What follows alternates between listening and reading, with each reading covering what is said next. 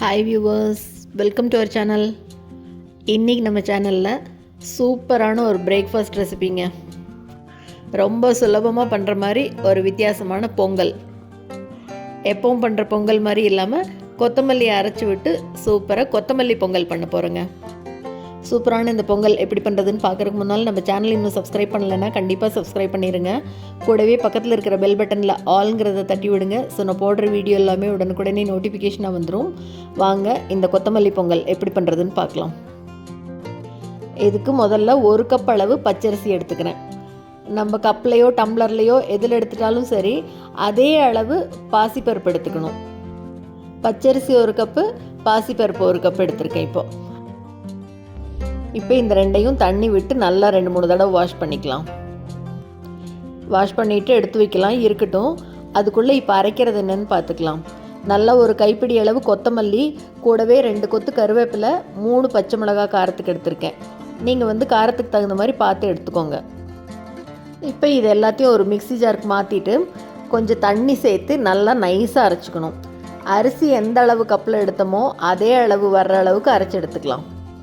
இப்போ கழுவி களைஞ்சி வச்சோம் இல்லையா, அரிசியும் பருப்பும், அதை ஒரு குக்கரில் சேர்த்துக்கலாம். இப்போ அரிசி 1 கப்பு, 1 கப்பு பருப்பு, இதுக்கு நான் 4 கப் அளவு தண்ணி சேர்த்துக்கிறேன். நீங்கள் சாதத்துக்கு எப்பவும் எவ்வளோ தண்ணி விடுவீங்களோ அதை விட கொஞ்சம் சேர்த்து விட்டுக்கலாம். நல்லா குழைவாக இருந்தால் தான் பொங்கல் நல்லாயிருக்கும்.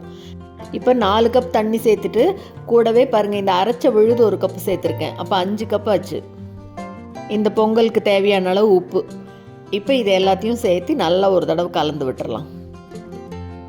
இப்போ இது கூடவே 1 ஸ்பூன் நெய் சேர்த்துறதுனாலும் சேர்த்தலாம், நல்லா வாசனையாக நல்லாயிருக்கும்.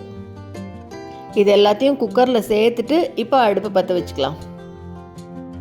அடுப்பை மீடியம் ஃப்ளேமில் வச்சுட்டு நல்லா 5 விசில் வர்ற வரைக்கும் விட்டுறணும்.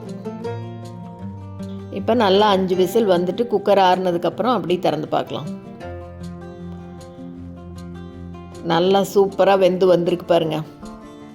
நல்லா அப்படி கலந்து விட்டோம்னா சரியாயிரும் பாருங்கள்.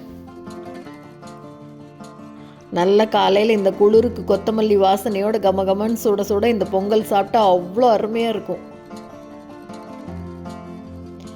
இப்போ எல்லாத்தையும் நல்லா ஒரு தடவை கலந்து விட்டதுக்கப்புறம் இதுக்கு தாளிச்சு கொட்டிக்கலாம்.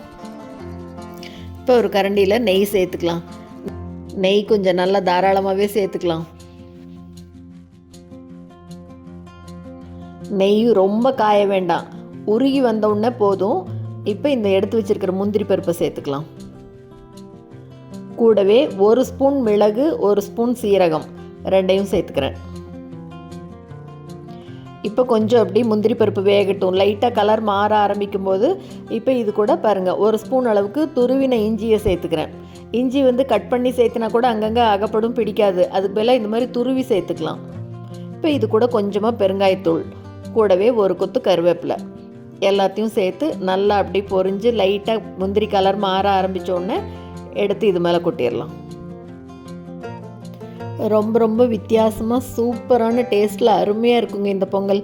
இந்த குளிருக்கு காலையில் கண்டிப்பாக ஒரு தடவை ட்ரை பண்ணுங்கள், அவ்வளோ நல்லாயிருக்கும். இது கூட தேங்காய் சட்னி இல்லை சாம்பார் எது வேணால் வச்சு சாப்பிட்லாம். குக்கர் திறந்ததுக்கப்புறமா ஒருவேளை தண்ணி பற்றாமல் கெட்டியாக இருந்ததுன்னா நல்லா 1 கப் அளவு நல்ல சூடாக தண்ணி வச்சு அது மேலே ஊற்றி கலந்திங்கன்னா சரியாயிரும். நல்லா இந்த மாதிரி குழைவாக வந்துடும். நான் இன்றைக்கி ஊற்றின தண்ணியே இந்த அரிசிக்கு சரியாக இருந்தது. நீங்கள் உங்கள் அரிசிக்கு தகுந்த மாதிரி பார்த்து விடுங்க. 1 கப் அரிசி 1 கப் பருப்புக்கு 4 கப் தண்ணி 1 கப் அரைச்ச விடுது. இதுதான் இன்றைக்கி நான் விட்டுருக்கேன். நல்லா காரசாரமாக சூப்பராக டேஸ்ட்டாக அருமையாக இருக்குங்க. கண்டிப்பாக இந்த ரெசிபியை நீங்களும் செஞ்சு பார்த்துட்டு மறக்காமல் கமெண்ட்டில் சொல்லுங்கள்.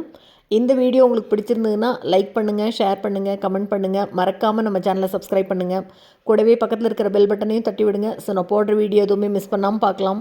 தேங்க்ஸ் ஃபார் வாட்சிங்.